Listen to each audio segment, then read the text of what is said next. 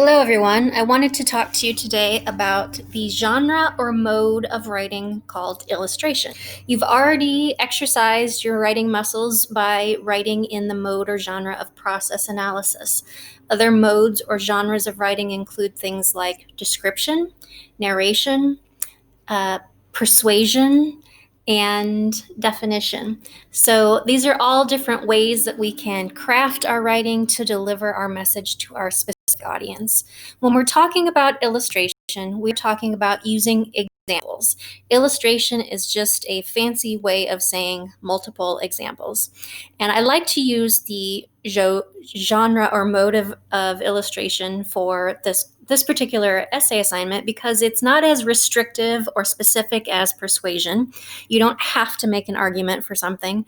You don't have to persuade your audience to believe your stance. It can be more informative, but it's a style of writing that requires you to prove your point with plentiful examples. And in everything that you do, the more support that you can give to your stance or your thesis, the better off your message will be delivered and possibly accepted.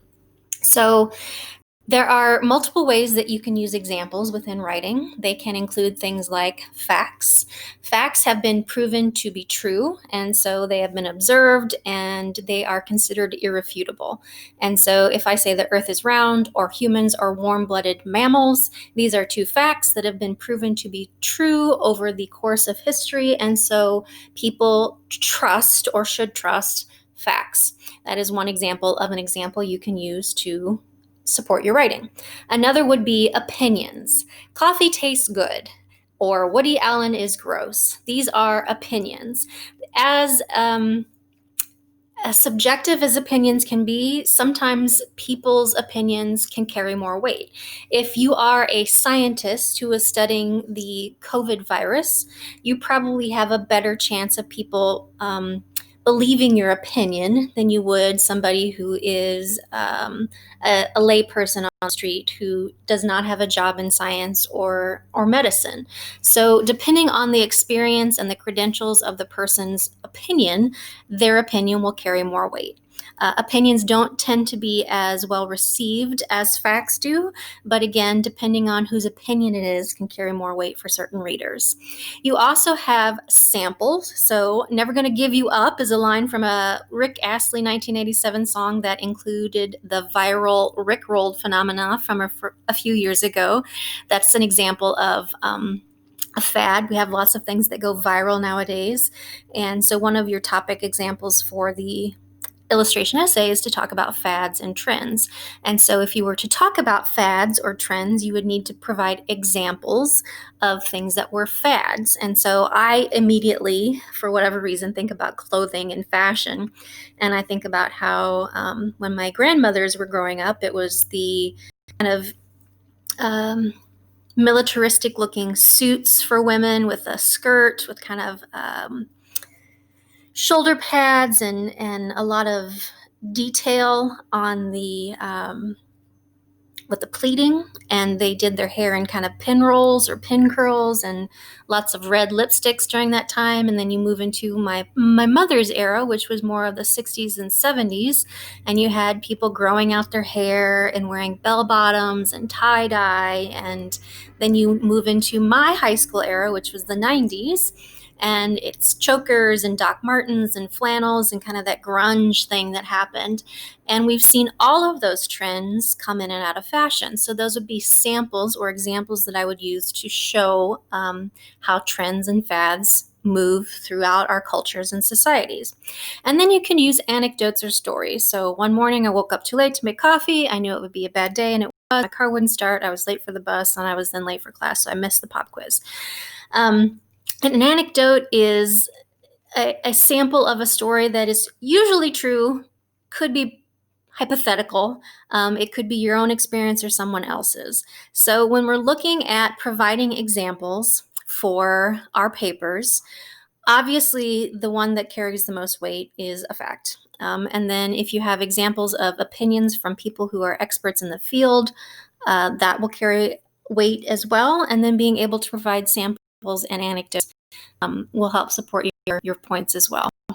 When we think about illustration, If you have done any job interviews, especially recently, you will probably have been asked for examples of things that you've done in your past so that you can prove to your employer how you would behave in the future.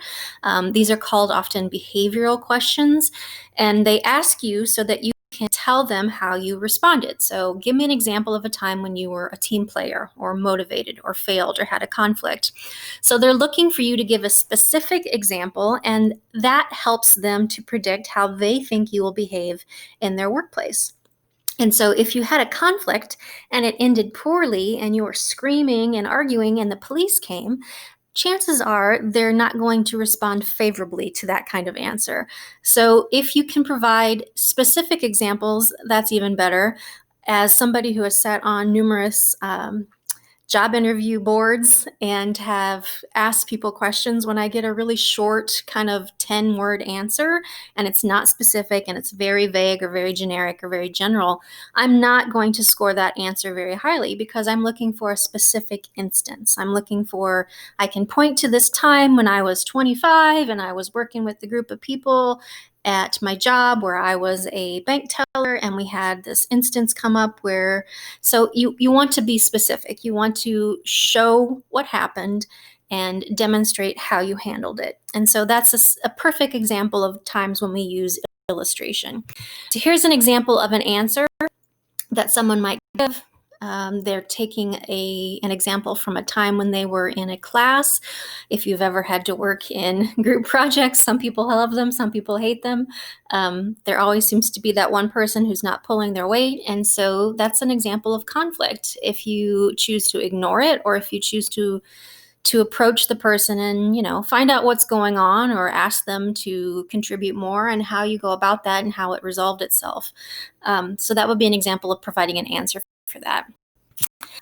In a former textbook, this cartoon was featured, and it's an example of fears that we have as children. I know that I was a pretty nervous kid. I was afraid of the dark and afraid of thunderstorms, and I thought that there was a bear in my closet.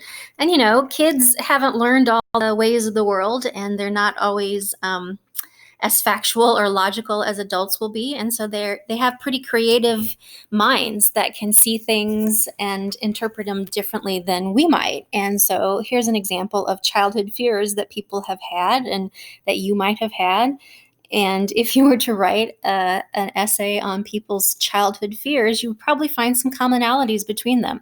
I had an aunt who would do this trick where she cracked her nose, and I thought she actually was cracking it, and she was just moving her fingernail across her teeth when she was doing it.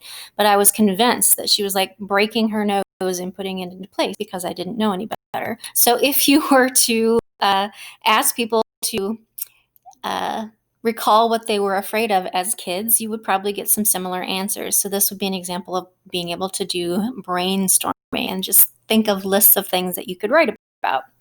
When you use illustration, you help make your points more clear. Often we need to have examples to clarify concepts that are abstract or new to us. So if we can use examples of things that people might already know, it helps to support our ideas. It helps people understand them. It helps make it more clear and more vivid. So illustration is a fantastic genre or mode of writing that works for all types of writing. So you're going to start with what you think your topic's going to be, start to brainstorm some of the examples that you could draw from to write about that, and then start to think about what your thesis is. Remember, your thesis is your main topic and your stance on it. It can also include a preview of the points that you want to talk about. Then you start to delve into more detail as far as what your samples will be. You might need to do some research first before you have a pretty good idea of what they will be, but you might be able to start brainstorming right away and think about examples, and then let your research supplement or augment that example list that you have. Here's another one. My grandmother was a very religious woman, but she was also very superstitious. And when I started to think about all the superstitions that she had, these are some that I know that she mentioned to me as I was growing up. And so for the longest time, I felt really horrible about stepping on cracks on sidewalks because I thought something bad was going to happen to me. As I grew up, I realized that it didn't. But where did these where do these beliefs and thoughts come from? Why do people have them? What is the origin of them? And how do they kind of change and morph as we grow up? As her granddaughter, I don't believe many of these. I guess I probably believe the find a penny, pick it up all day long, you'll have good luck. I try to pick up pennies when I see them, but the rest of it is I have kind of shrugged them off. I don't adhere to them anymore. As you are brainstorming and thinking of examples, you probably will find that your list gets pretty long and you might not be able to include all of them in your paper. So you get to decide as the author what are the most important ones, what are the most convincing ones, and what can be left out. And then you decide what order you want to put them in. You're going to organize them, and you decide if you do it chronologically or by order of importance. And when I'm teaching in class, I do a few pre-writing exercises with the students just to ask them to get to think about things. And I ask them to imagine a place that they like to go walking, a place in nature that is kind of restorative. And I ask them to just list every kind of tree they can think of. And as you sit there for a few minutes, you might start to think of, okay, oak and elm and pine, and then you might get stuck. But the longer you sit there, the more you're like, okay, so I have ash and maple and cherry and pear. And then when we compare them as a class, we get to hear all kinds of answers. And so it demonstrates the power of brainstorming and how sitting and thinking about something for a while can bring more. And as a collective, as you share your answers, you see how people will think of things that you hadn't ever considered, like a birch tree. Like, oh, I know what a birch tree is, but it didn't spring to mind for you. And sometimes that's indicative of just needing to do some outside research to find some of those ideas. So I have a link here to a Read Write Think website that offers an essay map. I find this kind of helpful to do, and I don't know if my Adobe Flash is going to allow me to do this. I find it kind of helpful as structuring my essay. So I pick, my name is Amery, I'm going to say, let's do fads. And it will then give you a kind of visual overview of how to structure your essay. I find this kind of helpful, and I would throw out that you can certainly use this as a pre-writing strategy for your next pre-writing assignment for this. So before my time runs out on this video, that is a short overview of